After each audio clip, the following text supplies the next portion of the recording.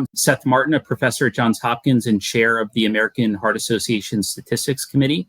I'm joined by my colleague, Dr. Latha Palaniappan, who's a professor at Stanford and chair-elect of the American Heart Association Statistics Committee. So we're really excited today. As we embark on this second century of the American Heart Association, we're thrilled to announce the publication of the 2024 Heart Disease and Stroke Statistics Update, which is a report including US and global data.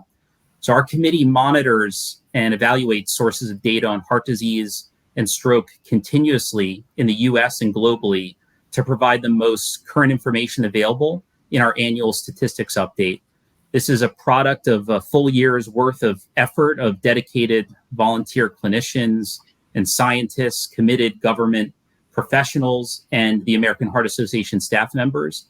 And we aim to reach a wide audience with this report, including researchers, clinicians, healthcare administrators, policymakers, media professionals, lay public, and health advocates. So it's very exciting to announce our report and looking forward to diving into some more of the details of what we've produced. Thanks, Seth. This year's edition includes additional global data where we see that 1 out of 3 deaths in the world are due to cardiovascular disease. And in the US, cardiovascular disease continues to be the leading cause of death with over 1 million deaths per year. We also monitor the benefits of improving cardiovascular health risk factors in the population with an enhanced focus on health equity across several key domains. In 2023, it was estimated that 51% of the global population, or more than 4 billion individuals, will be either overweight or obese by 2035. And among those, 1 in 4 people will have obesity. It's a very striking statistic, Latha, and related to obesity, of course, is diet. And what our report shows is that globally, an estimated 7.9 million deaths and 188 million disability-adjusted life years were attributable to dietary risks in 2019. And diet is also a very important risk factor for heart failure. And in 2019, there were an estimated 56.2 million people living with heart failure across 204 countries globally, although that estimate likely underrepresents the true prevalence of heart failure due to data and diagnostic gaps in low-income regions.